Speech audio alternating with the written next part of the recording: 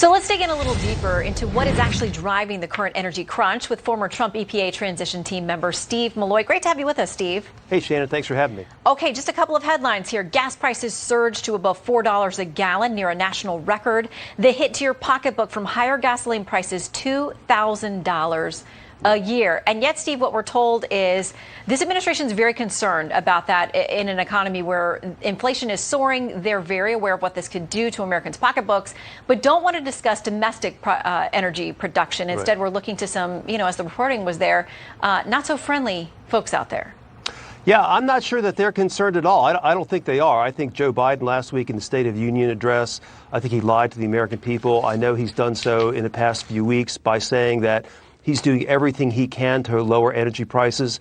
That's false. He says he's working like the devil to lower, prices at the pump. That's false. Everything he's done since he's become president, all the way through this crisis and continuing with this crisis, is to make gasoline prices more expensive for Americans. And I think Joe Biden has admitted this. Jen Psaki has. The Energy Secretary, Jen Granholm, has. This is all part of their hoax of a climate agenda. They want to raise gas prices because they want people to buy EVs. Pete Buttigieg, Secretary of Transportation, said so today. That is their real goal, and they don't really care about the pain in the pocketbook, pain at the pump, how much it's costing Americans.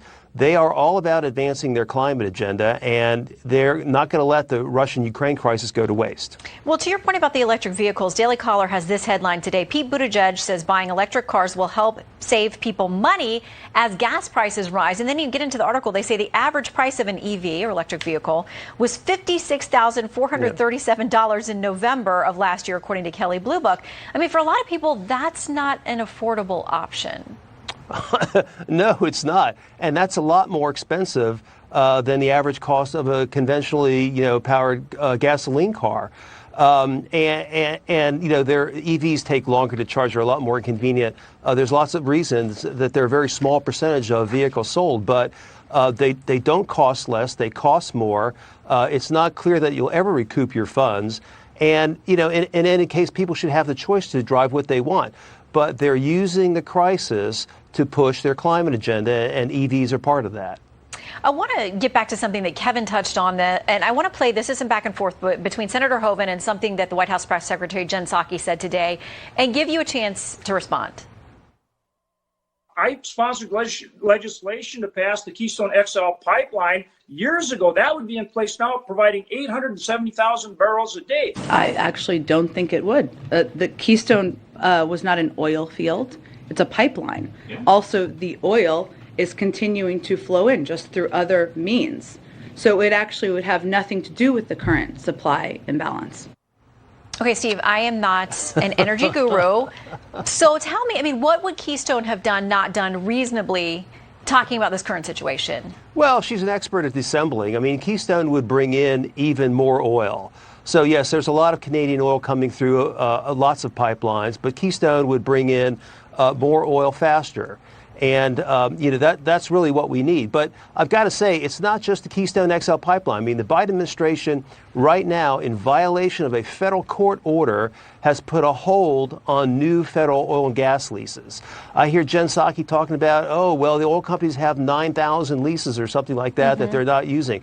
The oil companies use the leases that produce and make sense economically. They don't do, just because a lease has been issued doesn't mean that it's worthwhile producing right now.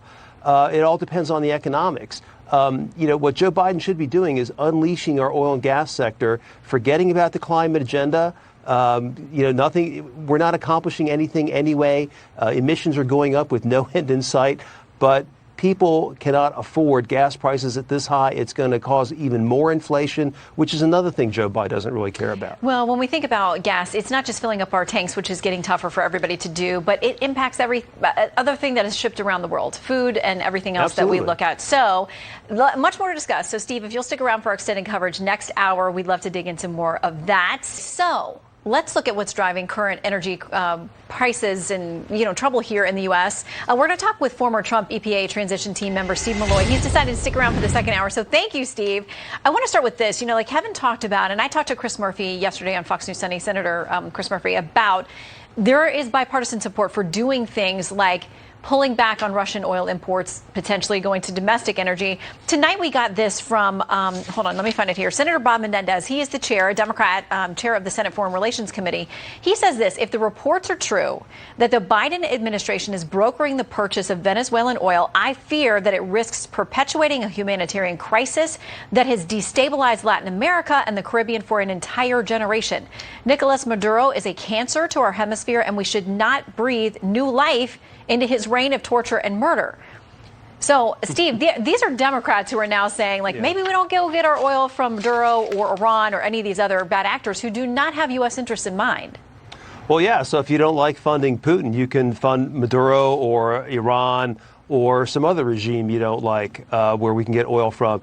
Look, the only way out of this is to go back to the Trump policy where the oil industry, the energy industry in the U.S. is unleashed, and we encourage all forms of energy, coal, oil, gas, solar, whatever makes the most economic sense. That is the only path forward here. And the Biden administration has resisted that. And as a matter of fact, they're doing the opposite. They are trying to shut down fossil fuels, and now oil and gas especially. They're doing everything they can to get prices high. I don't believe for a second Jen Psaki or Joe Biden's claim that they're, working hard to reduce pump prices. That's just not true. Actions speak louder than words. They have not done one thing to do that. So let's look at national average of gas prices right now. We'll put this up. Last month it was about $3.44. Today we're now up to $4.06 a gallon is the national average. We are approaching an historic high. If we get there, this has been a steady jump over the last few weeks as this thing has unfolded. But I found it interesting today that a Quinnipiac poll says, would you support a ban on Russian oil if it meant higher gasoline prices in the U.S.? 71% said, yeah, they would. Now, I know for a lot of people, they can't. It's just not in their budget. But it looks like Americans are willing to say, listen, if we can stop funding the Russian war, because we know what we import from them is not a huge chunk of what we do, but every time we send U.S. dollars out, we're funding what they're doing around the world. And it sounds like the American people have some appetite for this, but how far do you think they're going to be willing to go? Well, I think, Americans are ready to tighten their belts a bit, but and a lot of this is baked in. Look, prices are going up for the foreseeable future, no matter what happens. And, oil is a global commodity. Putin is going to get his money from someplace. Mm-hmm. China is backing him. But what we should be doing once again is, increasing U.S. oil production. Just letting the oil and gas sector run wild. Let them produce all the oil and gas. That's the only way prices are ever going to come down. That's the only way we can assure that prices are going to be affordable. Before COVID hit, we were energy dominant so much that, when COVID first began and Russia and Saudi Arabia had a pricing war, the price of we were producing so much oil, the price of oil actually went negative for a little bit. That's how dominant the U.S. was. We need to get back there. Do you think that this White House is willing to entertain that? I mean, we have Senator Joe Manchin, a Democrat, but from a state that produces a lot of energy and coal and other things, saying, listen, oil is being weaponized right now. We have to turn on the faucets here in the U.S. If we're going to fight back against Putin and what's happening out there in the world. Do you think the White House has any appetite for that? No, not an appetite. They're not even interested. The Biden administration has a pause on new U.S. oil and gas drilling on public lands in defiance of a federal court order, I might add. Last week, Joe Manchin held a hearing where he just ripped the Biden administration for, making the Federal Energy Regulatory Commission, which regulates pipelines, include climate as a factor in approving pipelines. The White House is not listening to Joe Manchin. They have not learned anything since the failure of Build Back Better. And so I'm not quite sure how we're going to get out of this in the next 3 years. All right, Steve Milloy, on that upbeat note, let's hope our leaders have the wisdom to find good solutions for everybody involved. Thank you for your time. Thank you, Shannon. Our New York City on